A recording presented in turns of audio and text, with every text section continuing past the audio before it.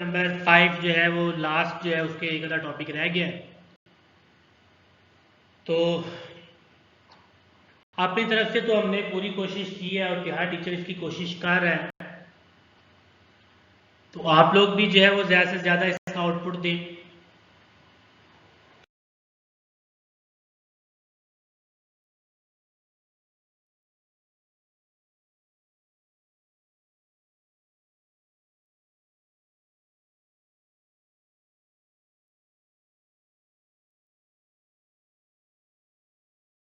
से वो बड़ा इम्पॉर्टेंट टॉपिक है। वो इसलिए इम्पॉर्टेंट है कि किसी भी चीज़ के जो फैक्टर्स होते हैं ना वो बड़े इम्पॉर्टेंट होते हैं। हमने इवेपोरेशन की बात की, फैक्टर को स्टडी किया। फैक्टर्स क्या होते हैं कि कुछ जैसे पैरामीटर, जैसे टेम्परेचर का क्या इफेक्ट है, टेम्परेचर बढ़ाएंगे क्या होगा, कम करेंगे क्या होगा। फिर इंटरमोलिकुलर फोर्सेस जो है इसमें, एक्सटर्नल प्रेशर है इसमें। तो ये फैक्टर जो है ये बड़े इंपॉर्टेंट होते हैं, शॉर्ट क्वेश्चन के लिहाज से भी और लॉन्ग क्वेश्चन के लिहाज से भी। और एमसीक्यूज भी आ सकते हैं इसमें से। कुछ ऐसी एग्जांपल्स हैं जो आप इसमें पढ़ेंगे, शॉर्ट क्वेश्चन बड़े अच्छे बनेंगे इसमें से। तो फैक्टर्स जो हैं ये बड़े इंपॉर्टेंट होते हैं, इसलिए जो है काइंडली ज़रा इसको जो है वो सुनिएगा गौर से।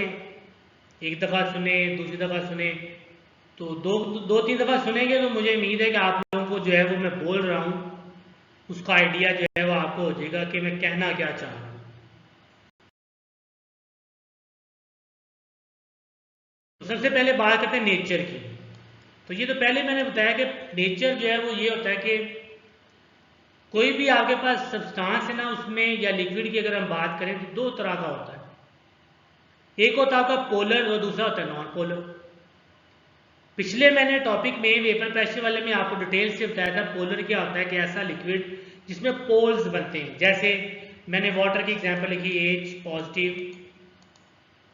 पार्शियल पॉजिटिव, फिर वो होता है पार्शियल नेगेटिव होता है, फिर H पार्शियल पॉजिटिव होता है।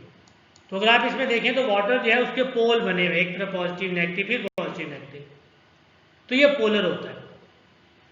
और ऐसे लिक्विड जिनमें पोल्स नहीं बनते, जैसे ऑर्गेनिक, आपके जितने भी ऑर्गेनिक कंपाउंड्स हैं, जैसे बेंजीन है, ईथर है, एसीटोन है, ठीक है, तो इनमें जो है वो पोल्स नहीं बनते।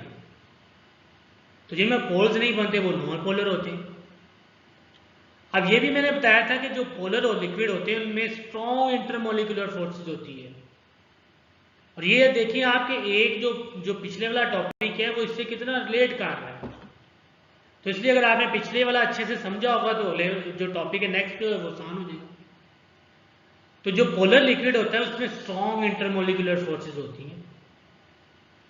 वो स्ट्रॉन्ग इंटरमोलिकुलर फोर्सेस जो है उसकी वजह से जो बॉइलिंग पॉइंट है वो उनका क्या जाता है, ज्यादा हो जाता है। वो ज्यादा टेम्परेचर जो है वो लेते हैं। क्योंकि अगर आप वाटर की बात करें वो 100 पे जाके बॉयल हो रहा है, मतलब उसको 100 सेल्सियस टेम्परेचर देना पड़ा है हमें। इसका मतलब उसका बॉइलिंग पॉइंट जो है, तो बॉइलिंग पॉइंट की डेफिनेशन भी यही होती है कि ऐसा टेम्परेचर जिसके ऊपर चीज़ बॉयल करती है। तो वाटर का जो है वो 100 होता है। ये एग्जाम्पल लिखी हुई है।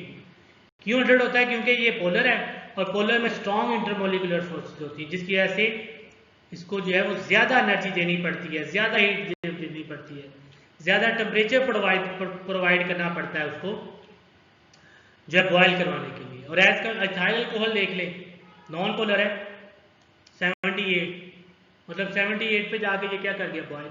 अब ये क्वेश्चन आ सकता है आपको, और ये पिछले में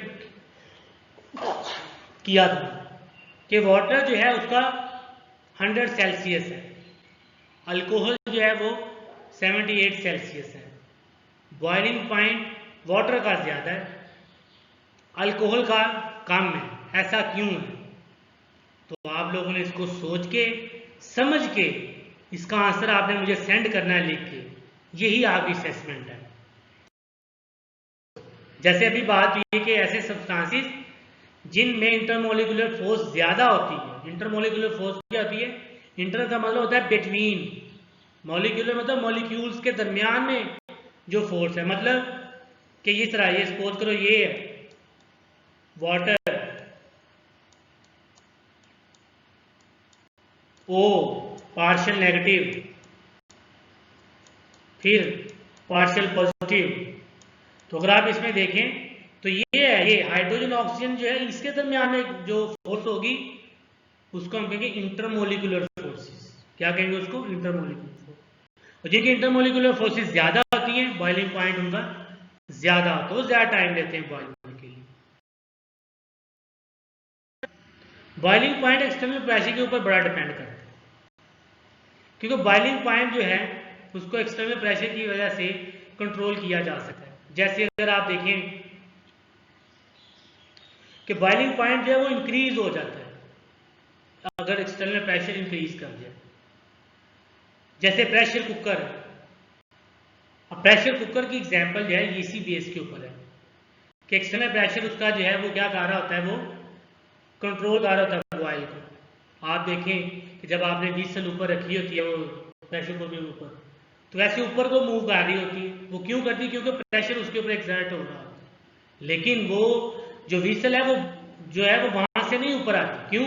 क्योंकि उसको बाहर से भी प्रेशर लग रहा है। तो ये जो एक्सटर्नल प्रेशर उसको बाहर से लग रहा है, इस वजह से व्हीसल जो है वो मूव नहीं करती। तो ये कुछ ऐसे पॉइंट थे जो बड़े इफेक्टिव इसके पॉइंट थे, बड़े इफेक्टिव फैक्टर्स थे। तो आप लोगों ने क्या करना है, कम से कम कोशिश किया करें इसको नोट्स बनाते जाएं। हेडिंग मैंने बनाई होती हैं, हेडिंग्स जो हैं वो बनी होती हैं। हेडिंग्स जो हैं वो उसको वैसे लेके चलें हर स्लाइड्स के ऊपर जैसे बनाई गई, ठीक है। और इससे क्या होगा, याद करना भी आसान होगा आपको और प्रेजेंटेशन भी अच्छी होगी। तो अपना बहुत सारा ख्याल रखिएगा, दुआओं में याद रखिएगा। अल्लाह हाफिज।